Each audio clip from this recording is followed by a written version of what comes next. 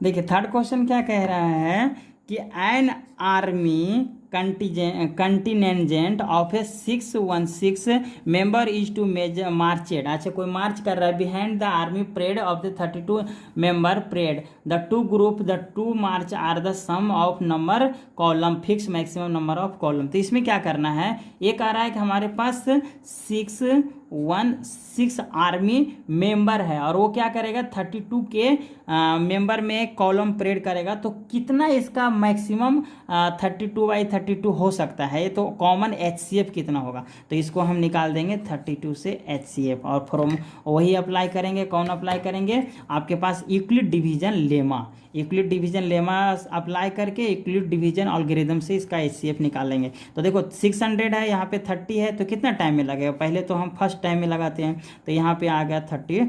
अब 32 आने के बाद क्या होगा, ये सब्सट्रैक्ट हो गया, 11 में से 2 गया 9 और यहाँ पे हो जाएगा 5 में 2 गया 29। अब यहाँ पे ये आ जाएगा नीचे। अब ये जब नीचे आया तो ये हो गया 6। अब देखो ये हमारे पास अभी वो क्वेश्चन वाला नहीं रूल ना, अभी तो ये देखो यहाँ पे नंबर बड़ा है, तो ये इसको कितना टाइम में लगा सकते हैं, आपको 300 है तो 10 टाइम में लगेगा, तो 9 टाइम में लगाइए। आप कितना टाइम में लगाई दीजिए, 9 टाइम में लगाइए। तो 9 2 जा 18 और 9 3 जा 27 और 9 2 जा 18। पहले एक आपके पास हाथ में था, एक हैंड में था, तो कितना हो जाएगा 9 3 जा 27, एक 28 हो गया इतना। अब 6 में से 8 गया 8, कैरी लगा 16 हो जाएगा। यहाँ पे 8 में 8 गया तो कितना हो जाएगा 0, ये हो गया 0, ये हो गया आपका नेक्स्ट टाइम में। अब ये आ जाएगा 32, यहाँ पे क्या आ जाएगा 32। तो जब 32 आएगा तो कितना मर्थ में लगेगा 4 टाइम में, 4 टाइम में लगेगा 32 आ गया, यहाँ पे आ गया 0।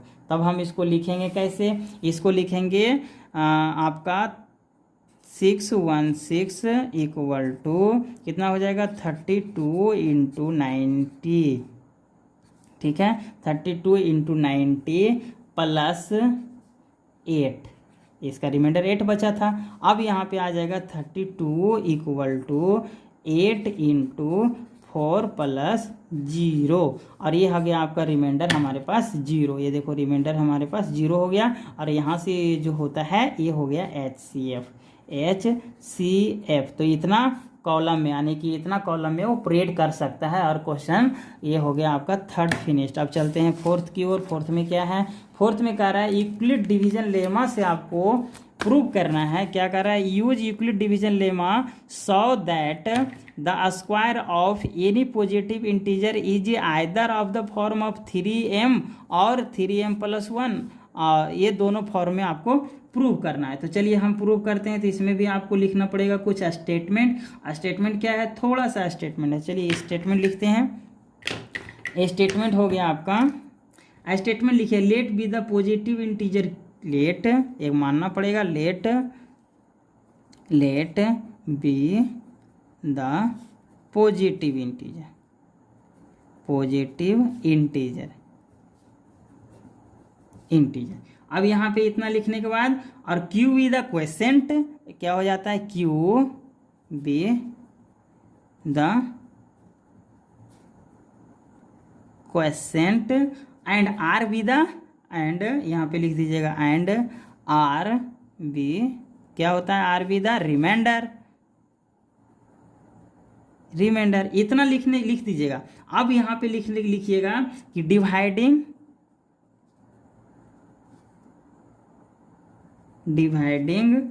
ए बाई 3। अब बोलिएगा 3 क्यों लाया, तो ये जो फॉर्म है ना आपका वो देखिए 3m है, यहाँ पे 3 यूजिंग यूक्लिड डिवीजन लेमा, यहाँ पे लिख दीजिए यूजिंग यूक्लिड डिवीजन लेमा, ये उसका शॉर्टकट लिख दिए। तो बी हैव क्या होता है हमारे पास, बी हैव हमारे पास क्या मिलता है, ये देखिए अगर हम उसमें अप्लाई करेंगे तो ये क्या मिल जाएगा, a इक्वल टू मिल जाएगा 3q प्लस r, यही फॉर्म तो मिलेगा। अब हम यहाँ पे a अगर मान लिया तो एक इसका है 0 जो होना चाहिए वो r 0 से बड़ा होना चाहिए r, और r से बड़ा होना चाहिए b, ये फॉर्म याद रखिएगा। अब यहाँ पे इतना लिखने के बाद फिर क्या करेंगे, पुटिंग अब यहाँ पे 3 है तो r का वैल्यू क्या हो सकता है, 0 हो सकता है, 1 हो सकता है, यानी कि इससे कम ही रहेगा, और 2 हो सकता है। ये तीनों हो गया।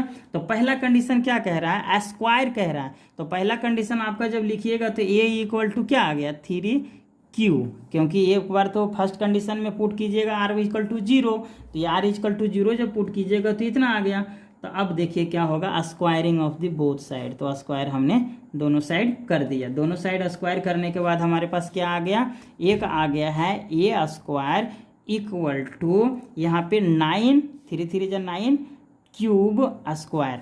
तो हम यहाँ पे क्या करते हैं, ए स्क्वायर इक्वल टू 3 को बाहर ले लेते हैं और 3 को बाहर ले लेते हैं और 3 क्यूब का स्क्वायर। तो यहाँ पे 3 नहीं रहेगा, 3 क्यूब का स्क्वायर ही कर सकते हैं। तो चलिए ये हमारा फर्स्ट हो गया। देन अगर हम और उसके बाद क्या करेंगे, r इक्वल टू जब हम 2 लेते हैं तो 2 जब लेते हैं, नहीं r इक्वल टू 1 लेना भी बाकी है, 0 के बाद 1 लेंगे।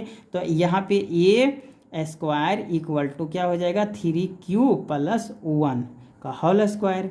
तो जब हम इसको लिखेंगे तो क्या लिख सकते हैं, a square equal to a plus b के होल स्क्वायर पे टूटेगा तो क्या हो जाएगा, 3 3 जा 9 क्यू स्क्वायर प्लस 2 ए कितना है into 3 cube into 1 plus b के स्क्वायर, यानी कि 1 का स्क्वायर। इतना लिखा गया।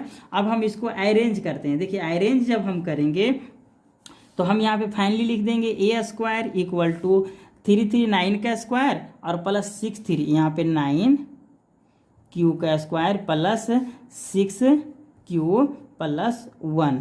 इस दोनों को एक में ले लेते हैं तो हम इसको ऐसे लिख सकते हैं, a square plus a square equal to, फिर क्या करेंगे, इसमें हम कॉमन ले लेते हैं। कॉमन क्या आएगा, 3 में 3 कॉमन आएगा और क्यू कॉमन आ जाएगा, 3 क्यूब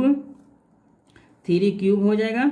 अच्छा 3 क्यूब नहीं लीजिए, क्यूब का हटा दीजिए, 3 क्यू स्क्वायर प्लस यहाँ पे 2 क्यूब और प्लस में फिर बच जाएगा, ब्रैकेट बंद हो जाएगा, 1 बच जाएगा। इतना बचने के बाद फिर क्या करेंगे, अगला स्टेप में जाएंगे।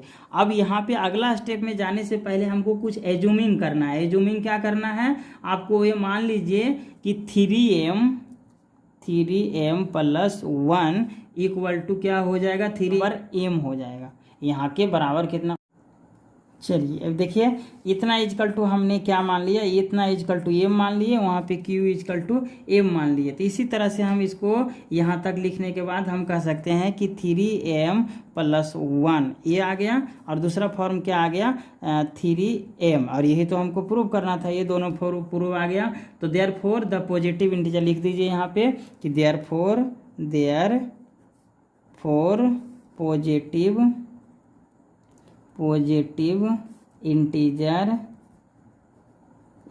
therefore positive integer are the form of